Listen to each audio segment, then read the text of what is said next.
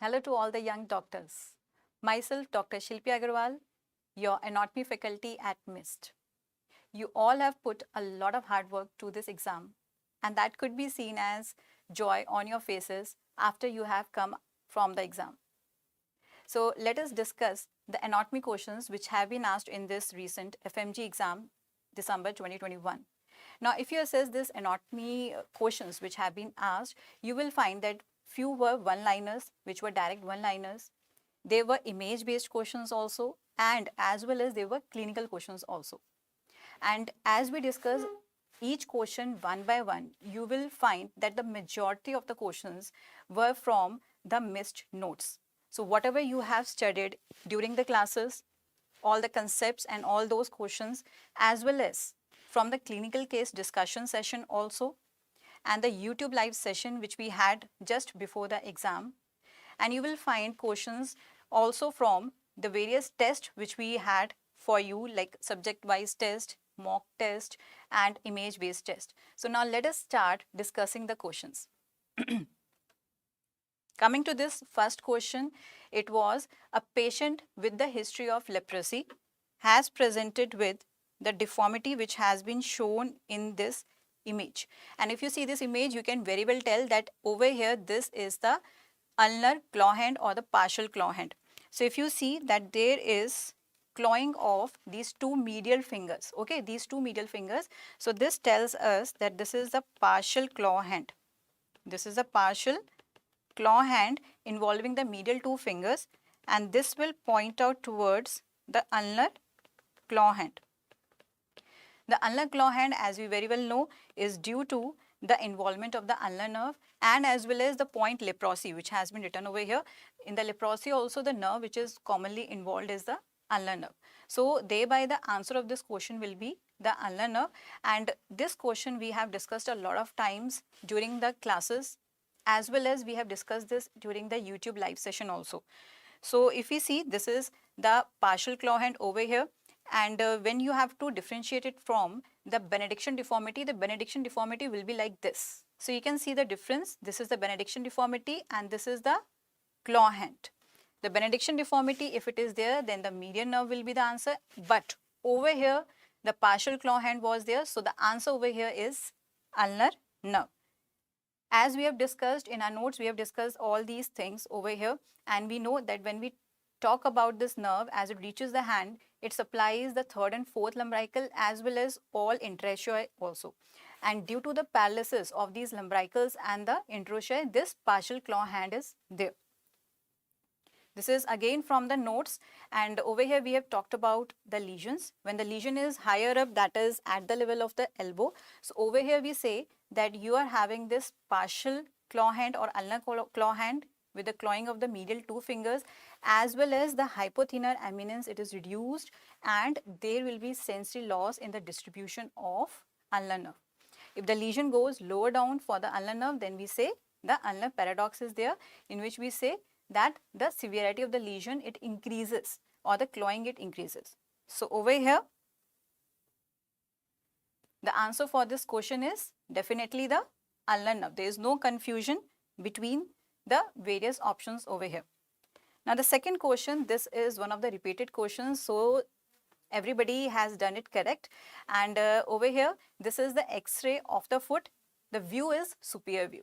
And when we talk about the superior view and this arrow over here, you can very well tell that this is the navicular bone. And this question we have discussed a lot of times during the classes, as well as it has come in your test also. So over here, you can see we have discussed this question recently when we were talking about the 25 important questions in the YouTube live session. We have discussed this question over there, and let us come over here. So you can see this is the superior view of the foot, and this is the schematic image which is showing all the bones over here.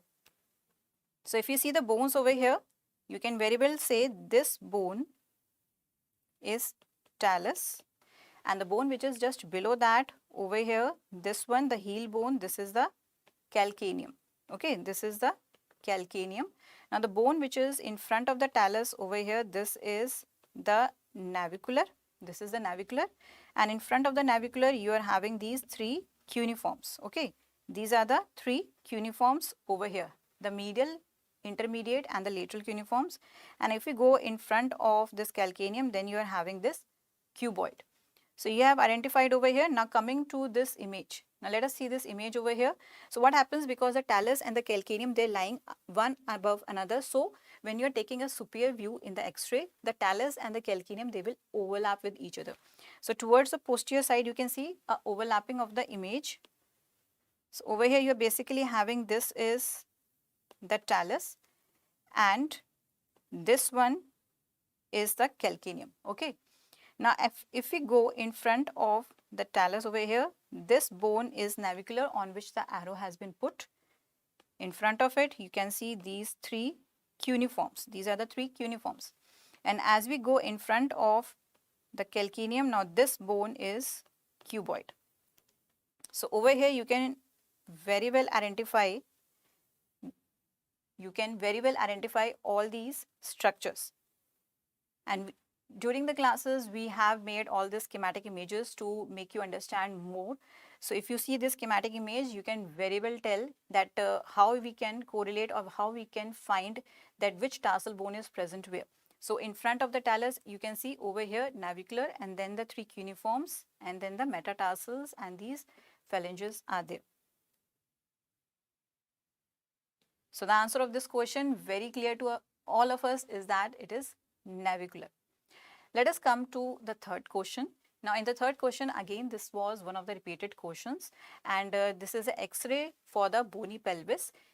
The arrow has been put over here. This is the point where the two hip bones, they articulate with each other. This is the pubic symphysis. So this area over here is, this one where the arrow has been put is pubic symphysis. And now what kind of joint is this? So this is a secondary cartilaginous joint or a symphysis type of joint. This question also we have discussed numerous times in our classes, and if we see the classification which we have discussed during the classes, we can see very well over here for the cartilaginous joint, it is divided into primary and secondary cartilaginous. The primary is also known as synchondrosis, in which the example is, a main important example is first costosternal joint over here. The first costosternal joint is between the first rib and the sternum. And when we talk about this secondary cartilaginous joint, which is also known as symphysis type of joint, it is, the joints are located mostly in the midline. So you are having the joints of the sternum, that is manubriosternal, xiphisternal. Then you have pubic symphysis, the one which has been asked in this question. Then at the level of the vertebral column, you are having intervertebral joint, which is at the level of intervertebral disc. Now, some students may have confusion from the fibrous joint. So when you talk about the fibrous, so you should be clear, for the fibrous joint, it is not including this pubic symphysis. The fibrous is actually divided into sutures, syndesmosis or gomphosis. And in the sutures, it is present at the level of skull. Syndesmosis mainly at the level of middle radioulnar joint or also at the level of middle tibiofibular joint, where the interosseous membrane is present. Gomphosis, it is present at this level, the tooth in the alveolar socket. So now we are very well clear, and this question was, you had 100%, it was correct for 100% of students. So over here, the answer of this question will be secondary cartilaginous joint. Okay, this is the secondary cartilaginous joint. Now let us come to this question number 4. Now over here, you can see this view. This is the sagittal section. Okay, this is the sagittal section of head and neck, and the arrow has been put over here, and a simple identification has been asked that which structure is this. Now, previously we had a question which was on this. Okay, this arrow, this was actually the genioglossus muscle. It was a last exam question, but now the arrow is over here. And when we try to identify the various structures over here, so you can see this sagittal section of head and neck.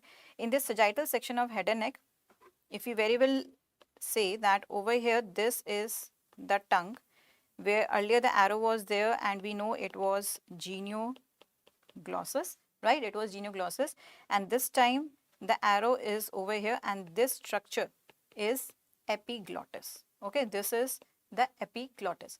What are the other structures which you should be knowing over here is, between the base of the tongue and the epiglottis, there is a depression over here, and this is termed as vallecula. This is termed as vallecula. Apart from this, if you see these folds which are present over here, these are given the term as vocal folds. And over here we say the fold which is on the upper side, this one, this is the false vocal fold, and the one which is on the lower side is the true vocal fold. Okay, and one more fold is there, this one, this fold which is extending from the epiglottis and it is going till the arytenoid, this fold is given the term as aryepiglottic fold.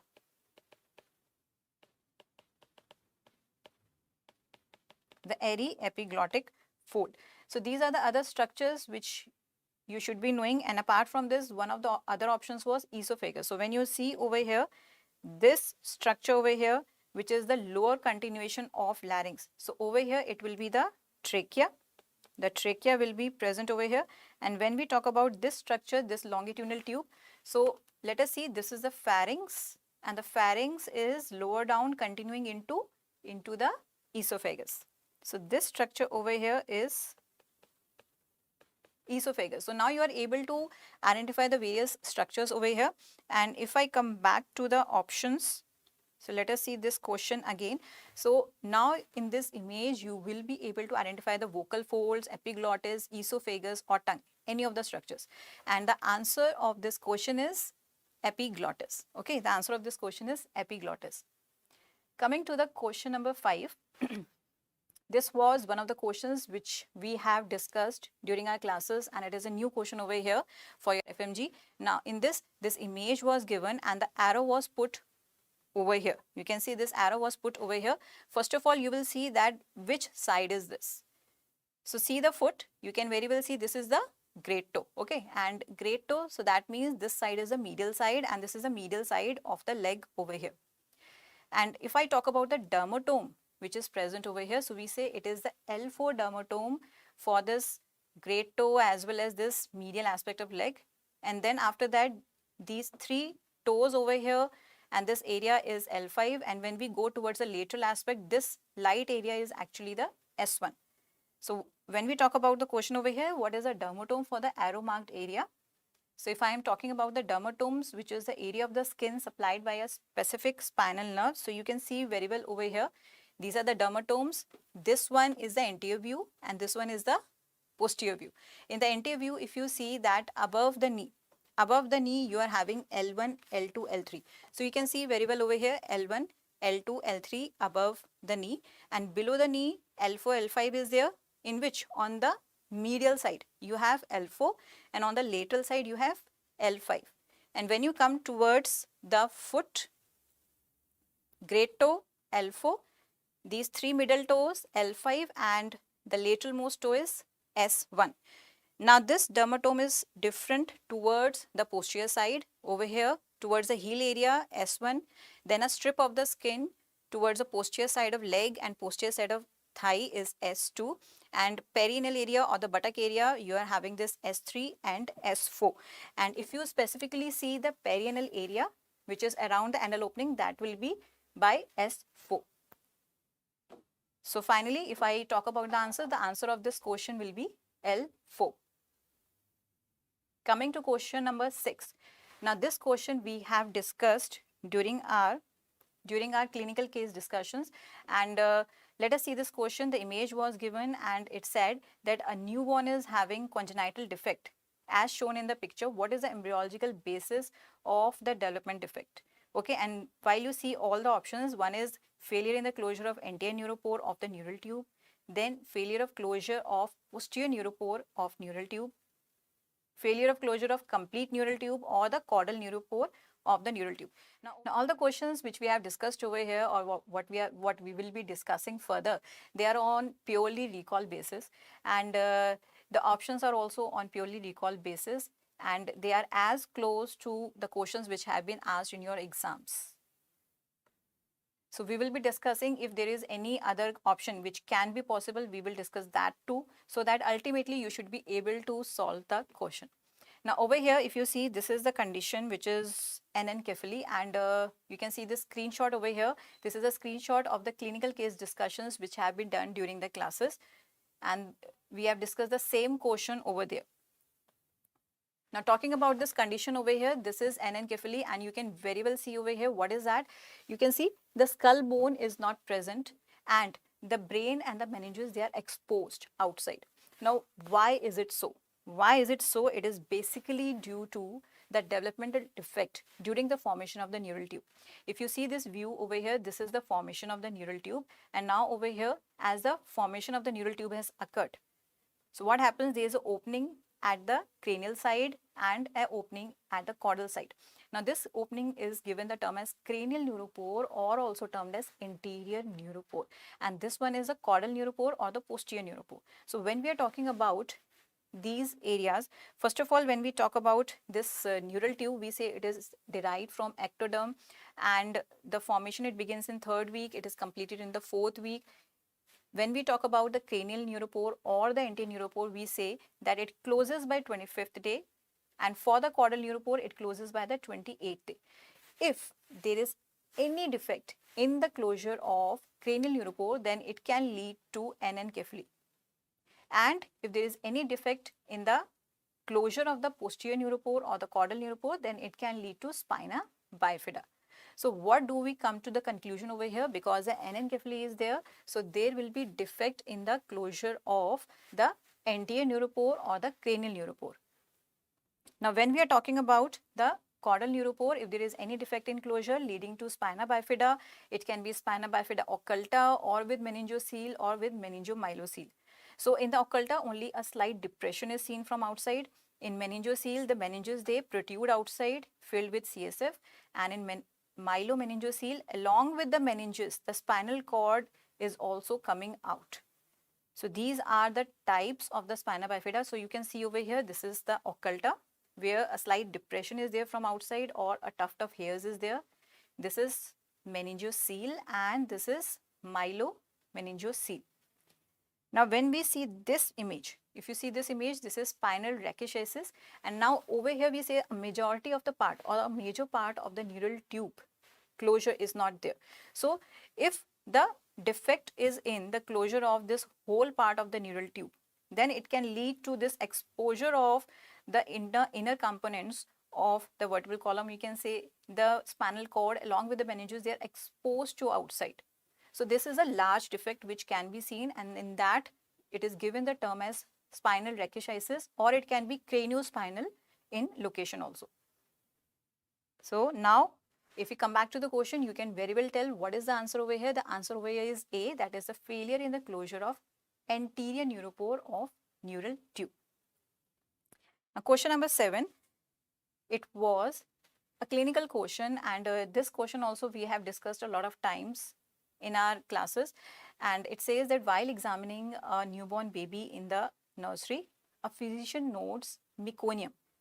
Some students have said that it is also mentioning green colored fluid or yellowish green colored fluid, meconium, which is coming from umbilicus. Now which of the following embryonic structures has abnormally persisted in this patient? Now whenever we are talking about something which is meconium coming out of umbilicus, what should come in your mind is that this is the component which is present in the gut, and that is coming from the umbilicus. So there is a communication between the gut tube and the umbilical opening which has not closed.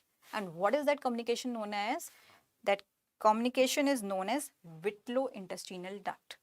So when you see this image over here, this is the midgut over here, and this is the vitelline duct or the vitreointestinal duct, which is having a communication outside at this level of umbilical opening. And this is actually having communication. It is actually having communication outside with this yolk sac. Okay, you can see this specific image over here. So this is the midgut over here, and the vitreointestinal duct. The vitreointestinal duct present over here, which is having the communication with the yolk sac. Now normally what happens? Normally what happens that this vitreointestinal duct, it will close. But if I say that it persists, as you can see over here, the persistent vitelline duct, if it persists, then what will happen? This whole fistula is created, and now this fistula is given the term as Wittline fistula, or it is also known as fecal fistula. Why? Because the fecal material which is present in the gut, it can come outside through this umbilical opening. So that is what is actually happening in this newborn. The meconium is coming out of the umbilicus. So this is a condition of Wittline fistula or the fecal fistula. So if we come back to the question over here, so you can very well say what structure has abnormally persisted over here is the vitreointestinal duct. It is not the allantois, it is not the urachus. Allantois, if it persists, then it will lead to a communication between the urinary bladder and the umbilicus, and in that case there will be dribbling of the urine from the umbilicus. If I talk about the urachus, that is similar to the allantois. The urachus is actually the remnant of allantois. And if I talk about this mesonephric duct, we very well know it is not related to this umbilical opening. It is giving rise to the various structures like ureteric bud, trigone of the bladder, and the male reproductive structures. So not related to any of the congenital defects over here. Now let us come to this another question number 8. Now it says which structure is palpated or felt in this given image. This image was given to you and you had to tell that what structure they are trying to feel or palpate at this point. Now when you see this image over here, what you will see is that it is towards the medial side or the lateral side. And you can very well say that it is towards the medial side. This is, you can see over here, this is the great toe and this is the fingers, they are towards the medial side. And it is behind the medial malleolus. The medial malleolus is over here and the Achilles tendon is over here. So it is between the medial malleolus and Achilles tendon. And the fingers are present over here. And if the finger are present over here, what it is actually trying to palpate, it is the posterior tibial artery. So if the posterior tibial artery is in the option, that is correct.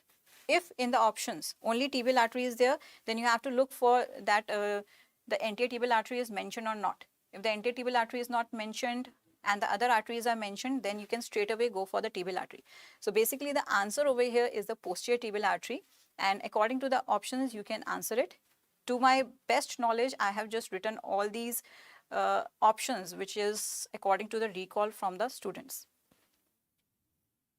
Now this question also we have discussed during our clinical case discussion in our classes. So these are the screenshots of the same. And when we talk about specifically of this posterior tibial artery pulse, so you can see over here, the finger has been kept between the medial malleolus and the Achilles tendon or the tendocalcaneus, which is present over here with the foot in slight inversion. This is for the posterior tibial artery pulse. And in this image, you can very well see this is the posterior tibial artery over here. This is the anterior tibial artery. So we know that in the leg, this is posterior tibial artery, which actually continues below towards the sole as plantar arteries. And when it is going like this, it is passing between this medial malleolus, and over here you are having the Achilles tendon. So if you palpate at this point, you can feel the pulsation of posterior tibial artery. This anterior tibial artery, it continues as dorsalis pedis artery. So when we talk about dorsalis pedis, over there you keep your hand towards the dorsum of the foot. So there should be no confusion between the dorsalis pedis and posterior tibial artery. And if I talk about the answer of this question, very well, the answer of this question is posterior tibial artery. It is the posterior tibial artery. Now let us come to this next question. Okay, now talking about this next question, this is, let us see this question. It says, a patient presents with the symptoms which are mentioned over here. I have added this line below the level of lesion because few students told that it was there and few said it is not there. But basically you will identify the answer on the basis of this image. And what it says is, what is the most probable reason for this? And various syndromes have been mentioned over here. Now when you see over here, this image was given and it was written ipsilateral loss of fine touch and vibration. There can also be that ipsilateral loss of conscious proprioception. It can also be there. Apart from this, they are mentioned ipsilateral hemiplegia. Then on the other side, the contralateral loss of pain and temperature was there. Now when you are having all these set of symptoms together, then the point which should come in your mind is Brown-Sequard syndrome. Okay, the point which should come in your mind is Brown-Sequard syndrome. And when you talk about the Brown-Sequard syndrome, let us just see over here. Now, this is a screenshot of the clinical case discussions which we have done during our classes, and exactly the same question we have discussed during the CCD sessions, that is the clinical case discussion sessions. Now, when we see this image over here, you can see basically this is showing the spinal cord. It is the hemisection. The Brown-Sequard syndrome is the hemisection of the spinal cord, and due to this hemisection, what happens if the lateral spinothalamic tract is involved, it leads to contralateral loss of pain and temperature of the body below the level of lesion. And when the dorsal column is involved, then the ipsilateral loss of fine touch, then vibration, conscious proprioception is there. And as well as the corticospinal tract is involved, so ipsilateral hemiplegia or hemiparesis will be seen. So these are the specific characteristics for the Brown-Sequard syndrome. So thereby, when we come to this question over here again, so you can very well tell the answer of this question is Brown-Sequard. Now the other options were Wallenberg, Millard-Gubler and Weber syndrome. Now over here there can be other options also, but because it is referring to the symptoms which are exactly the same as Brown-Sequard, so you can go for this answer. If you compare it with the rest of the questions or rest of the options over here, so for the Wallenberg syndrome, in the Wallenberg syndromes, there is no loss of fine touch, there is no loss of vibration, no loss of conscious proprioception because the dorsal column is not involved. As well as the corticospinal tract is not involved, so there is no hemiplegia. So by that you can exclude this option. Coming to the Millard-Gubler, in this over here, you are having the facial nerve involvement also and the abducen nerve involvement also, and only the hemiplegia is seen, not other symptoms are seen. So you can exclude this also. For the Weber syndrome, again, only the hemiplegia is there along with the third cranial nerve involvement. No other symptoms are seen. So only the Brown-Sequard syndrome is the one which is having all the sequence of the symptoms which were mentioned in the question. So the answer of this question you can very well say is the Brown-Sequard syndrome. Okay, now coming to this next question over here. For this next question, it is a clinical question, and it is a question which has been integrated with the surgery. It says a patient has presented with herniation of the intestinal loop which passes along the spermatic cord and reaches till scrotum or the cremaster muscle. Now for this question, the different students, they have mentioned different points. Like they are saying it is going till this cremaster muscle, or some are saying that it is connected till the spermatic cord or connected till the cremaster muscle, or some are mentioning the cremasteric reflex. In either of them, the final statement will come out to be this, and these were the options. Now when we are talking about the hernia which is reaching towards the scrotum, one thing which should come in our mind, that which is the hernia which travels along with the spermatic cord and it reaches the scrotum. Now that is the indirect inguinal hernia. Now let us discuss this and we will come to the conclusion again. Now before we discuss, we will see the normal anatomy over here. Now when we see this normal anatomy, this is the deep ring over here. This is the superficial ring over here. In between you are having this inguinal canal. Inguinal canal gives passage to the spermatic cord in the males. So this is the spermatic cord and this is coming out of the superficial ring, and it is connected to the testis which is present in the scrotum. And in the scrotum over here you are having 3 layers, in which one of the layer is cremasteric layer which is having this muscle cremaster. Now when we are talking about the hernia over here, now this is a screenshot from Dr. Vineet sir's notes, the direct notes, in which you have been told about that what is actually happening in this direct and the indirect inguinal hernias. So it is an integrated question of the surgery as well as anatomy. It is integration between the surgery and anatomy, and I will just read it out for you.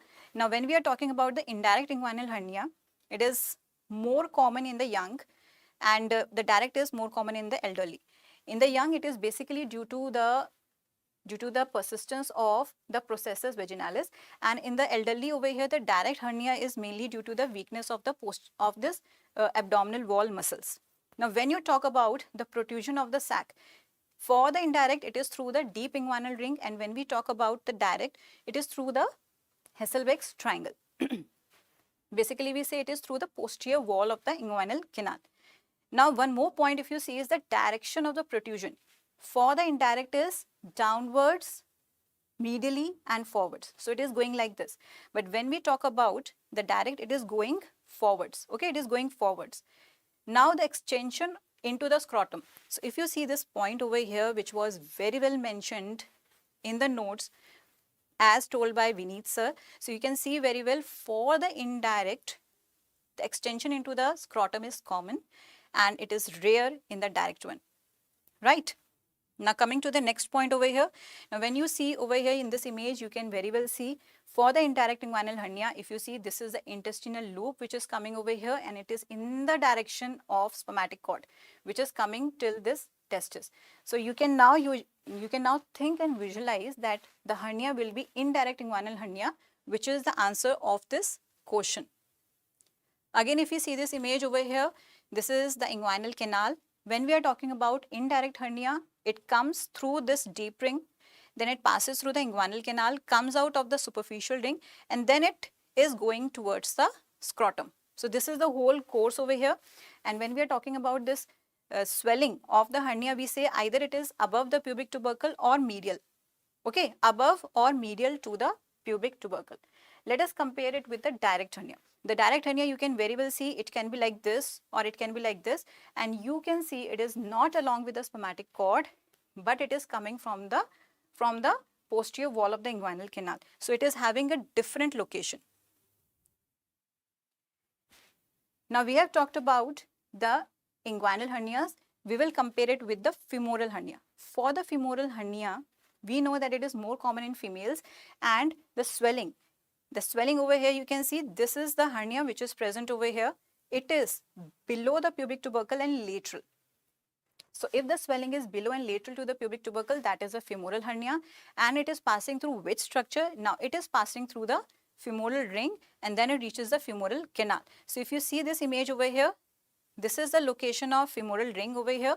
So the intestinal loop, it comes from above, it passes through femoral ring and then it goes below towards the femoral canal. So as you can see over here, this is the femoral ring and this is the femoral canal.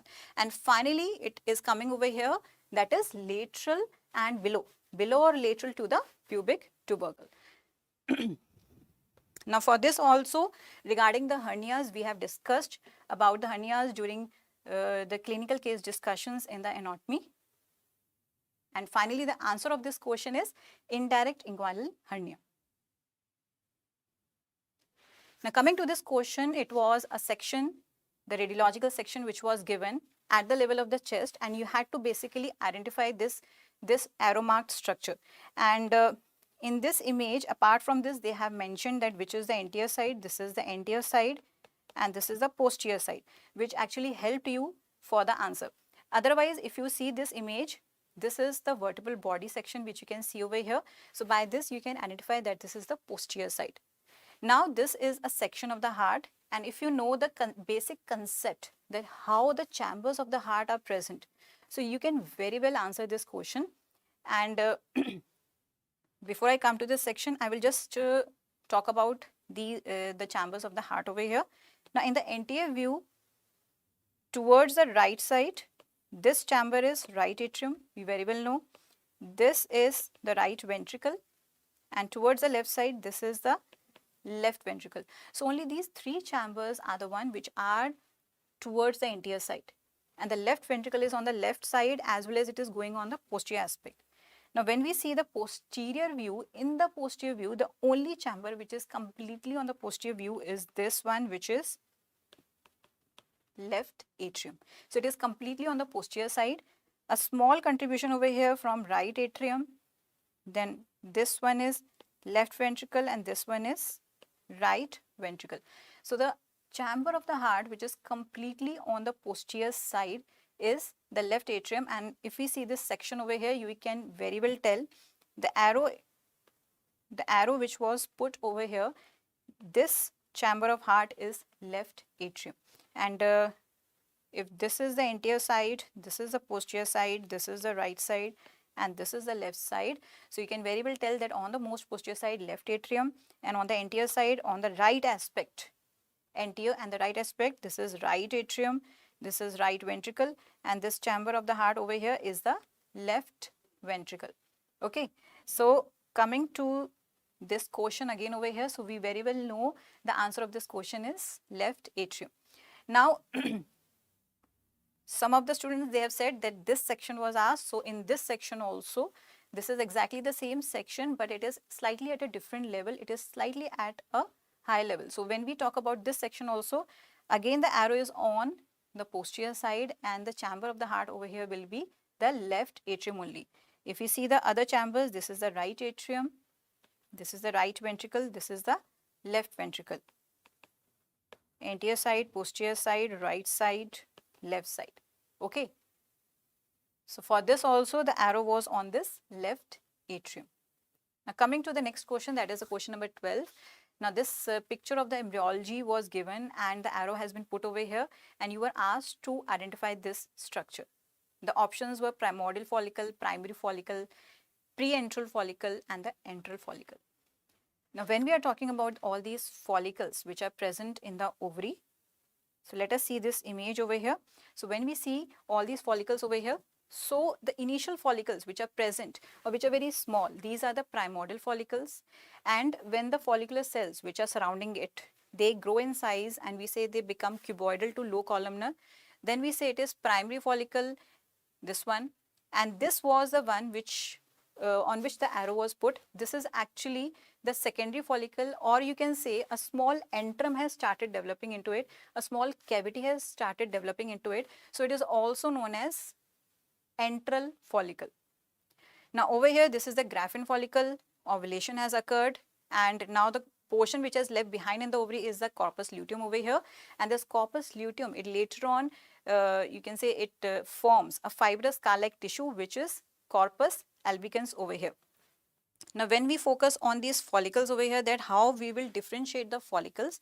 Now the primordial follicle, if you see over here, in the center the oocyte is there, and on the periphery you are having a single layer of cells which is flattened cell. So in that case this is primordial follicle. In the primary follicle, this single layer of cells, the cells, they have become low columnar to cuboidal. So now it is given the term as primary follicle. Now the number of layers, it will increase. So you can see the number of layers, they have started increasing. This is you can say a maturing primary follicle is there, or it is termed as pre-antral follicle. Now in this stage you can see small cavities have started developing, that is small antrum has started developing. This is a secondary follicle or antral follicle. In this, the mature secondary follicle is there, in which the antrum has completely formed. And as the antrum, it enlarges, so what happens, the oocyte is pushed to one side, and now this is the mature Graphene follicle which will undergo ovulation. So it is also known as pre-ovulatory follicle. So these are the different follicles and the way you will differentiate it, and thereby when you come to this question over here, you can very well say the arrow is on the antral follicle. Question number 13, this was a question on the auscultation areas over here, and if you see the image, the arrows have been put over here. Either it was written as ABCD or it was written as 1, 2, 3, 4. Basically, you had to identify that which one is for which area. Now, when we are talking about these auscultation areas, these are actually the areas where you can hear the walls, the blood flow through the various walls. And these areas are not just over the walls. The location of the walls is different. These areas are actually in the direction where the blood is going through the walls, and where you maximally feel the blood flow which is passing through the wall. So we give it a term as auscultation areas. So the auscultation areas are different from the location of the walls. And when we talk about the auscultation areas over here, let us see over here. So this one which has been labeled as A over here is the aortic valve area. The one which has been labeled as B is the pulmonic valve area. C is tricuspid valve area, and the D is the mitral valve area. And when we are talking about these valves over here, So let us see over here that what is the exact location. The aortic valve area over here is present in the second intercostal space on the right side. So it is near the right border of the sternum. In the right second intercostal space, then the pulmonic area is in the left second intercostal space and it is towards the left border of the sternum. If I come to the tricuspid area over here, so this one is the tricuspid area and it is in the fourth intercostal space, the left fourth intercostal space. Again, it is near to the left border of the sternum. And if I come over here, this one is the mitral area, which is also known as the apex beat. It is in the left fifth intercostal space and we say it is 9 centimeter, around 9 centimeter from midline. So these are the specific locations for these areas. And if I come to the question again, so if you see the various combinations over here, the right combination is A, that is A is aortic, B is pulmonic, C is tricuspid and D is the mitral area. Coming to the next question, question number 14, it says identify the arrow marked structure over here in this transverse section. Now if you see this transverse section, it is the transverse section of the trachea. And when we talk about the trachea, it is made up of C-shaped tracheal rings. Okay, so if it is a C-shaped tracheal ring, if I say this is C-shaped tracheal ring, on the posterior side it is filled by a muscle or it is completed by a muscle which is trachealis muscle, which is a trachealis muscle. So when you actually take a section at this level, so on the anterior side, what you see is a section of the trachea and on the posterior side you see the section of the esophagus. And when you try to identify, this is, you can see this is a C-shaped tracheal ring. This is the lumen of the trachea and on the posterior side, this muscle layer which you can see over here is trachealis muscle.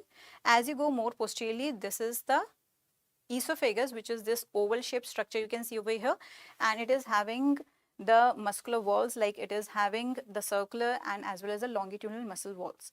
But in this image which was given in your question, the arrow was put over here. So the muscle is trachealis. Apart from this, if you see this image over here, this is the posterior view of the larynx.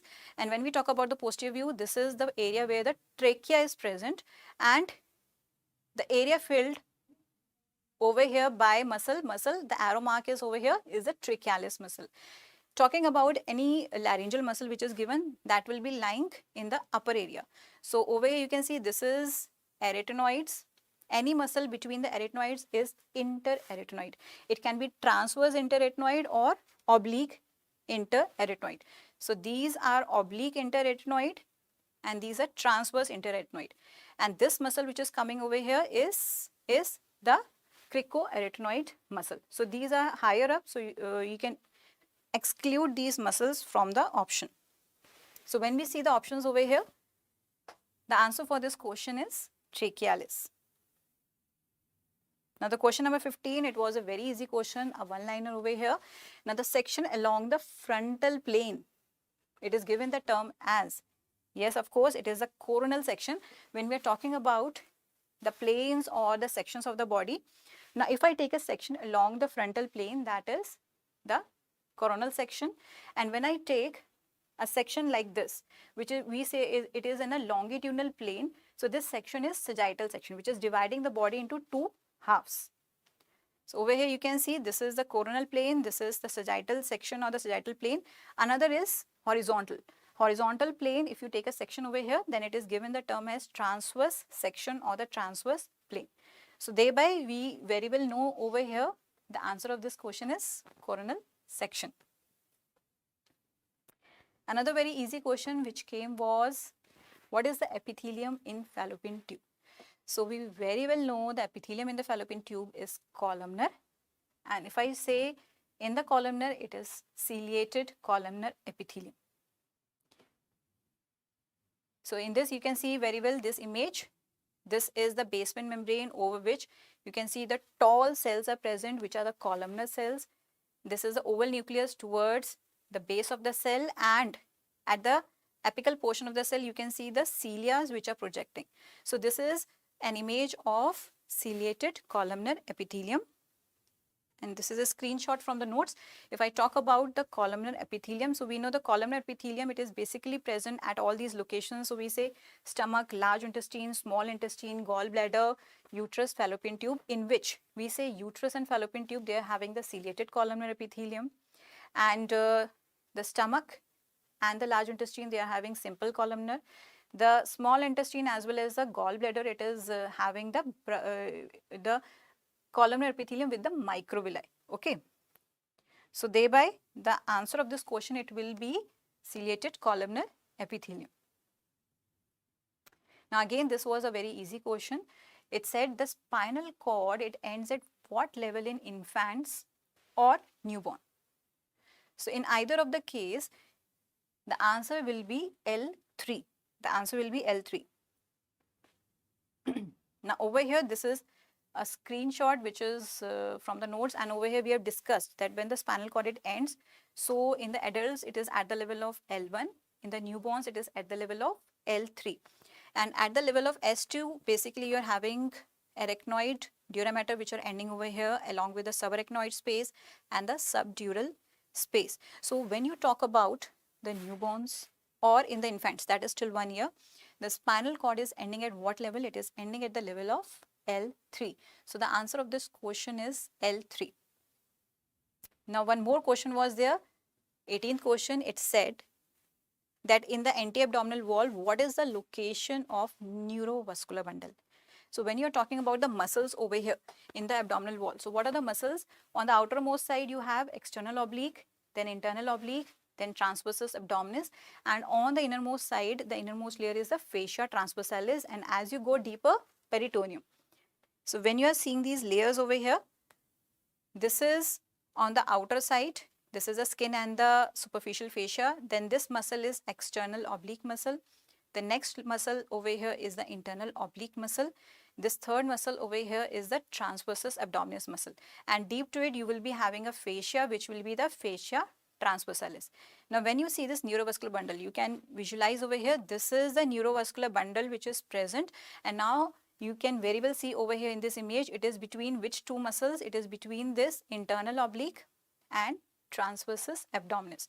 So if I come back to the question over here, so the answer of this question is that this neurovascular bundle is between internal oblique and transversus abdominis muscle. So over here we have discussed all the anatomy questions which have been asked in your exam, as well as all the integrated questions as well. And I wish you best of luck for your results. So my best wishes are always with you.